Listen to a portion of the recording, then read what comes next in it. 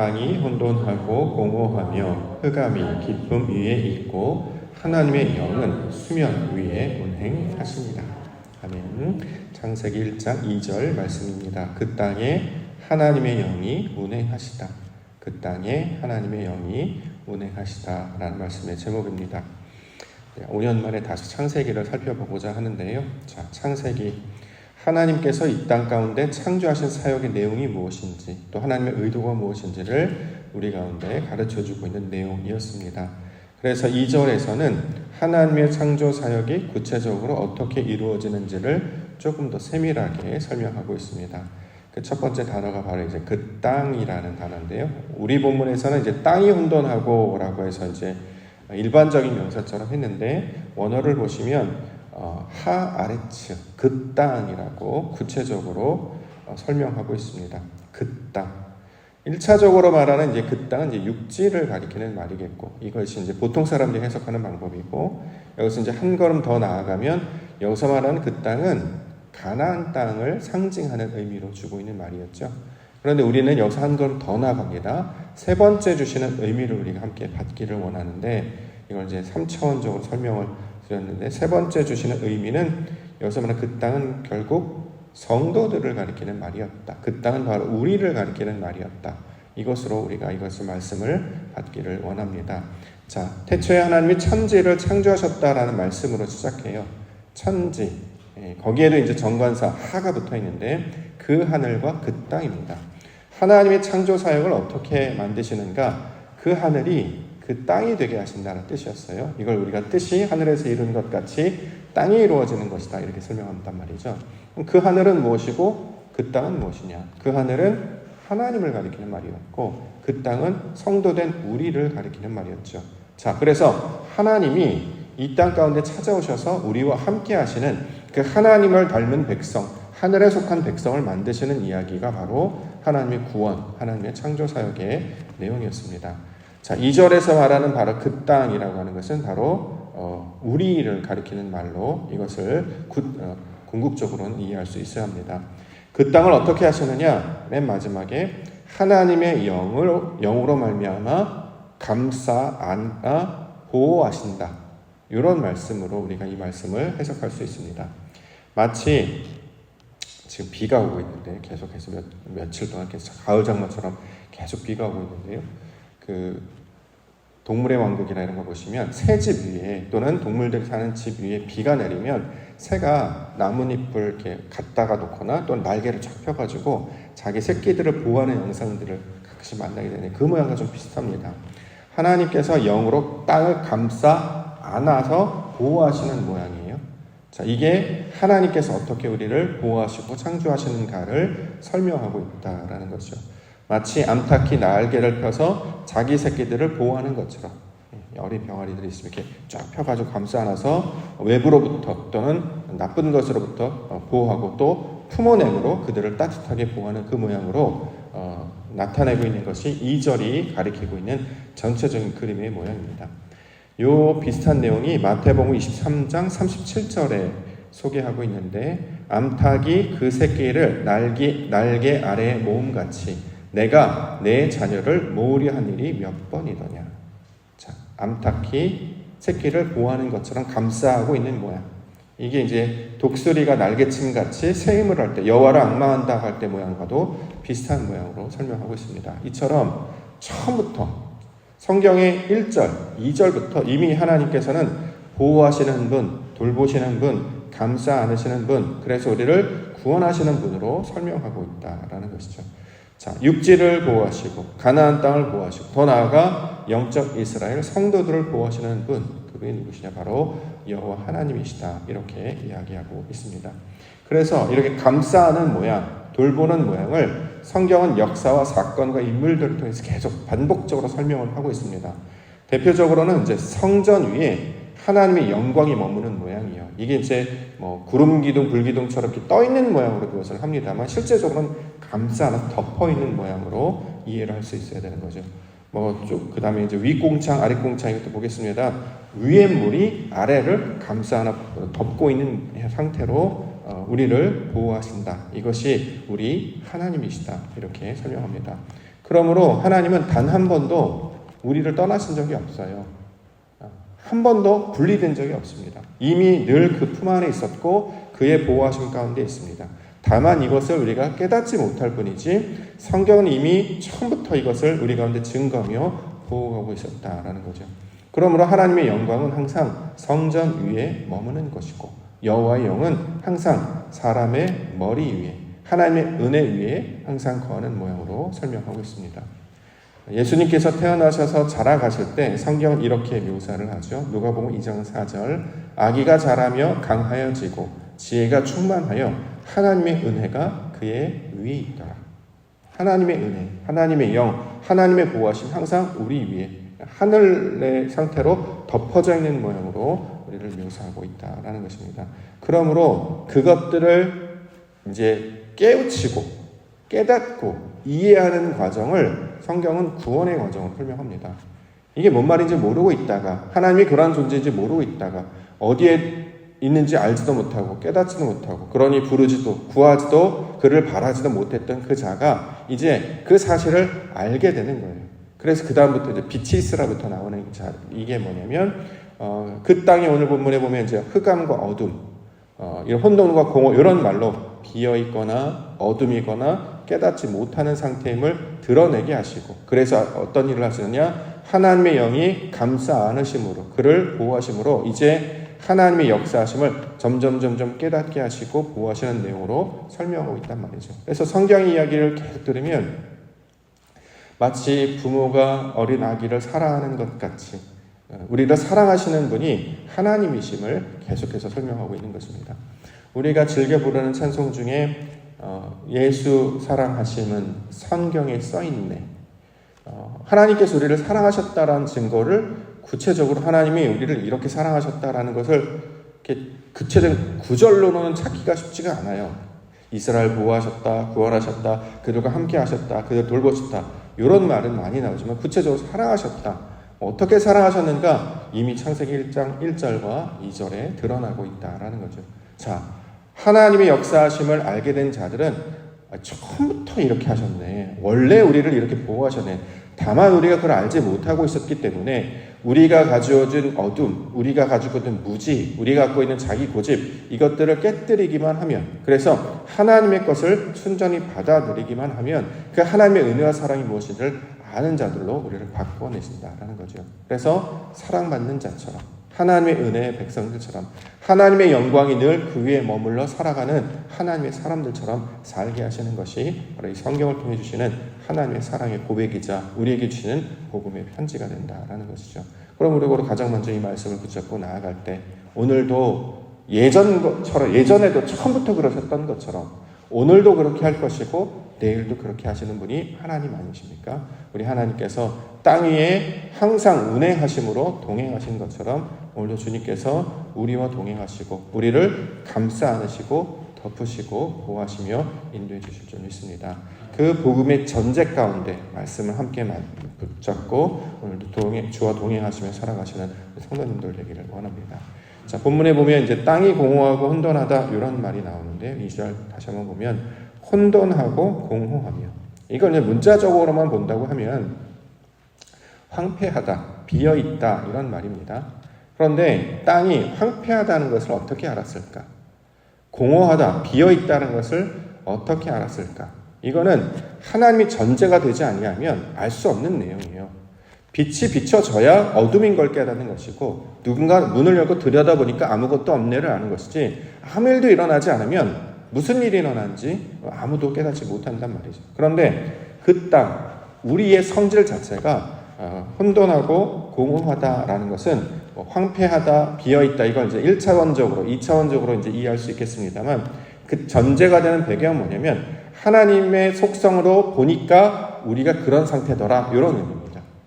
그렇죠? 빛이 있어야 어둠인 걸 아는 것처럼 상대가 있어야 나를 아는 것처럼 하나님의 계심을 알아야 내가 죄인이구나, 내가 온전치 못하구나, 나는 도움이 필요하구나, 나는 은혜가 필요하구나 이것을 아는 자들로 살아간다는 거죠. 그래서 여기서 혼돈과 공허, 토후 보후 이렇게 이제 히브리어로는 되는데요. 용어는 되게 어렵습니다만 이제 우리가 성경 해석한 또 다른 방법을 가르쳐 드렸잖아요. 앞에 있는 것 하나님의 것, 뒤에 있는 것 우리 것. 이렇게 해석하셔서 이게 풀어집니다. 자, 혼돈과 공허라고 하는 말은 황폐하고 무질서하다 이런 말로 대부분의 이제 신학자들이나 역사학자들이 이제 번역을 했습니다만 하나님이 하시는 일이 내 일이 된다 이런 말입니다. 결국 그렇죠. 그러면 하나님이 하시는 일이 내 안에 들어와서 그것이 내 일이 되면 비로소 내가 진짜 어떠한 상태인지를 발견하게 된다는 거예요. 이전에 땅의 속성으로만 있었을 때 내가 비어 있는지, 내가 황폐한지, 내 안에 아무것도 없는지를 비로소 어떻게 하느냐? 하나님의 영이 운행하셨기 때문에 이것을 우리가 깨달을 수 있다는 말입니다. 그래서 어떻게 하시느냐? 하나님께서는 그 땅에 하늘의 것을 계속 부으셔서 채워가시는 거예요. 그래서 비가 내리기도 하고 또 위에 있는 것들을 통해서 생명을 비추기도 하고 빛을 비추기도 하신단 말이죠. 땅은 스스로의 능력과 힘으로는 아무것도 생산할 수 없습니다. 하늘의 것, 위의 것, 하나님의 것을 받아야 된다라는 것이죠. 그래서 땅이 자기 스스로 힘을 내어서 열매를 맺지 아니하고 빛을 받거나 비를 받아서, 다시 말해 하늘의 것을 받아서 열매를 맺고 생산하며 나아가는 것을 성경에서는 뭐라고 표현하냐면 거듭난다 이야기합니다. 요한복음 3장 5절 예수께서 대답하시되 진실로 진실로 내게 이르노니 사람이 물과 성령으로 나지 아니하면 하나님의 나라에 들어갈 수 없느니라. 육으로 난 것은 육이요 영으로 난 것은 영이니 내가 내게 거듭나야 하겠다 하는 말을 놀랍게 여기지 말라. 바람이 임의로 불매 내가 그 소리는 들어도 어디서 와서 어디로 가는지 알지 못하나니 성령으로 난 사람도 그러하니라. 어저께도 잠깐 살펴봤습니다만 거듭난다라고 하는 것은 하늘의 것을 받아낸다는 거예요. 위의 것, 아버지 하나님의 것을 받아낸단 말이죠. 사람이 가지고 있는 성질 위에 하나님의 성질을 부어내시고 덧입히시는 겁니다. 이건 이제 옷을 입는 것으로 묘사하기도 하죠. 내 옷을 벗고 하나님의 옷을 입는 것. 그러면 내가 거룩한 신부가 되는 것으로 이야기하고 있습니다. 그러므로 이 땅의 속성과 성질로 살아가는 사람들은 끊임없이 뭘 해야 되냐면 하늘의 것을 공급을 받아야 돼요. 빛을 받고 비를 받는 것처럼 하나님이 가지고 계시는 그 독특한 성질, 우리가 어저께 말씀 나눴던 것처럼 하나님이 가지고 있는 독특한 성질 중에 대표적인 성실, 변함없이 끊임없이 꾸준히 반복적으로 하시는 것, 그리고 정직, 원래 하나님이 의도하신 그 바대로 좌로나 우로나 치우치지 않았고 계속해서 감당하고 있는 것. 더 나아가 아무것도 알지 못해서 구하지 못했던 그 자들이 이거 하나님이 주시는 것이구나, 이게 하나님이 하시는 일이구나 라고 하면서 이제 하늘에 계신 우리 아버지요 라고 하나님께 구하는 자가 되는 것. 자, 이렇게 하늘의 것을 끊임없이 찾고 구하는 자가 되게 하시는 것이 하나님의 구원의 역사가 된단 말이죠. 이전에 우리 주인 어디서 구해야 될지 모르니까 산에 올라가기도 했고 바다로 나아가기도 했고 또는 사람을 만나기도 했단 말이죠. 그런데 그런 일로 이루어지지 않는다는 것을 계속 설명을 하고 있어요. 하나님이 이루실 것이다. 하나님께서 그것을 허락하실 것이다. 그래서 하나님의 원하신 바가 무엇인지를 그러니까 찾고 구하는 것으로 하나님 것을 채워내면 내 안에 땅으로 태어난 육신의 사람이 하늘의 성질, 영이신 하나님의 성질이 채워지게 되므로 하늘에 속한 자로 살게 될 것이다. 이게 이제 사도 바울의 고백이잖아요. 우리가 땅에 속한 사람이었으나 영을 쫓아가면, 말씀을 쫓아가면 그것을 붙잡게 되면 하늘에 속한 자가 되는 것이다. 이렇게 설명하고 있다라는 것이죠. 그래서 우리가 날마다 예배로 나와서 말씀을 들으려고 하고 아멘 하려고 하고 기도하려고 하고 찬송하려고 하는 것은 그냥 단순히 그를 찬양하고 경배하는 차원을 끝나는 게 아니라 그의 것을 우리가 받아내야 된단 말이죠. 하나님의 인자하심이 내 인자가 되게 하시고 하나님의 생명이 나의 생명이 되게 하시고 하나님의 눈이 내 눈이 되게 하시고 하나님의 호흡이 내 안에 들어와서 그의 호흡으로 살게 하여 주시옵소서. 그러면 이전에 내가 가지고 있던 나의 성질로 살아가지 아니하고 하나님이 주신 것을 끊임없이 구하게 된단 말이에요. 그래야 벗어날 수 있어요. 안 그러면 자기 환경에 갇히기 때문에 계속 매몰됩니다. 자, 황폐하고 비어있는 상태, 흑암과 깊음 가운데 있는 상태, 아무것도 생산하지 못하는 그런 상태였는데 하나님이 부어주시는 걸 채우게 되면 거기서 어떤 일이 벌어집니까? 없던 것이 생겨난단 말이죠. 그게 뭐예요? 창조라고 우리가 얘기하잖아요. 없던 것이 생겨나는 것. 무에서 유가 되는 창조의 개념이 여기서 나오는데 이전에 없었어요. 이전에 그런 마음이 없었단 말이죠. 매번 우리가 광야에서 민수기 때 봤던 것처럼 원망과 비평과 비난과 저주, 근심과 염려밖에는 우리가 없잖아요.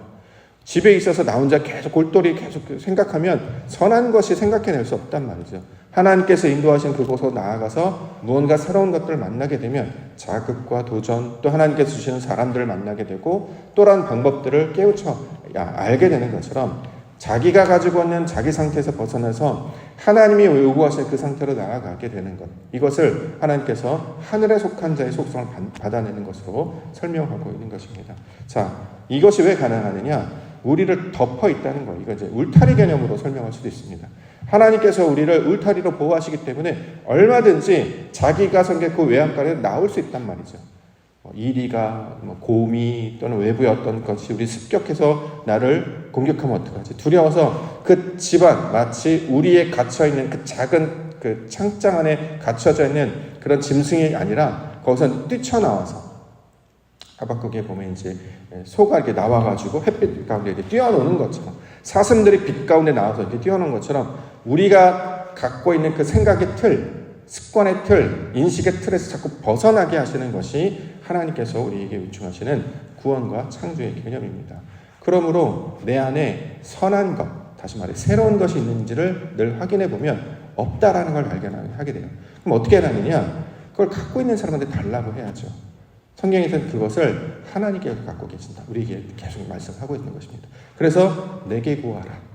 나에게 구하라. 나에게 요청하라. 하나님께 구하고 아버지 하나님께 바라면 그가 풍성하신 분이시기 때문에 마음껏 우리 가운데 부어주실 것이다. 이렇게 이야기하고 있는 것이죠. 놀랍게도 하나님의 성질을 구하고 아버지 것을 받는 자들은 제가 늘 강조하는 그 거룩한 상상력이 생깁니다. 이전에 그런 생각 한 번도 해본 적이 없는데 갑자기 그런 생각이 들어요. 아, 그래. 그렇게 하면 되겠네. 문제가 풀린단 말이죠. 갈등이 해결되고요. 아, 그런 것들이 나에게 있었어? 나에게는 선한 것이 없는데 하나님이 공급해 주신 그 지혜와 능력과 그 생명으로 말미암아 그러한 상상을 갖게 되고 그러한 생각을 하는 자들은 실제로 실행 가운데 나아가게 된다라는 거죠. 그래서 하나님이 늘 보호하심을 우리 가운데 설명하고 있다라는 것입니다. 그 다음에 나타나는 게 이제 흑암이 깊음 위에 있다. 이것도 전제가 뭐냐면 빛이 있다는 전제가 있어야 돼요.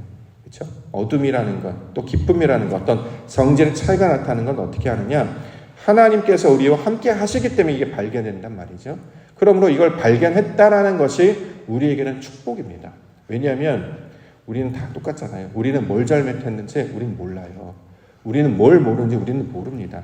하나님께서 우리를 깨우쳐 주시고 알게 해주셔야 이걸 발견하게 되는데 놀랍게도 나보다 크신 존재이신 하나님 앞에 설 때라지만 이런 것들을 우리가 발견할 수 있게 된다는 거죠.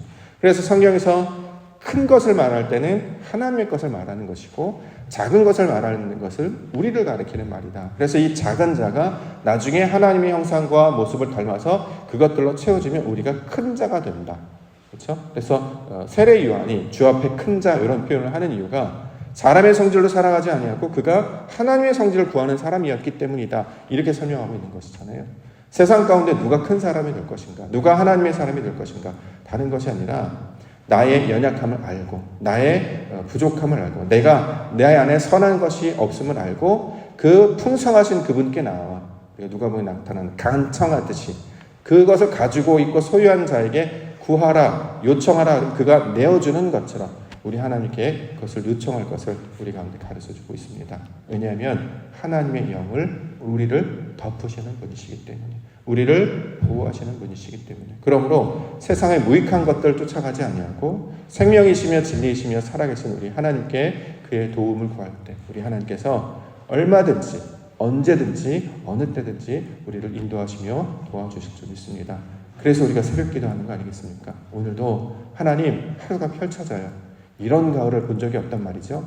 비가 계속 내리는 가을을 처음 경험을 해봐요. 어떻게 살아가야 되겠습니까? 운전대도 지켜주시고 걸음걸음들도 인도해 주시고 만나는 사람도 도와주시고 이 모든 보호하심 가운데 하나님의 영광이 그렇게 우리를 인도해 가시는구나 이것들을 알게 하여 주시옵소서. 그렇게 깨어있는 자들로 만들어 갈 때 그것이 바로 거룩하고 구별된 하나님의 성도의 모습들이 될 것입니다.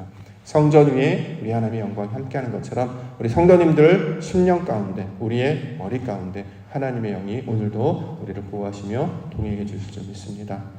외로워하지 마시고 두려워하지 마시고 그와 함께 하시는 영광의 하루가 되기를 원합니다. 그럴 때 하나님의 놀라운 고백, 내가 이 백성을 창조하는 것은 나를 찬송하게 하려고, 아버지의 이름을 부르게 하려고, 이게 다 하나님이 하시는 일이었음을 직접 목격하게 하려고 창조한 것이다 약속해 주셨기 때문에 그 창조하신 의대대로 살아갈 때 주의 영광을 보게 해주실 줄 믿습니다. 그 놀라운 하나님의 나라 증거를 목격하시며 믿음 가운데 살아가시는 믿음의 하루 되시기를 주님의 이름으로 축원합니다.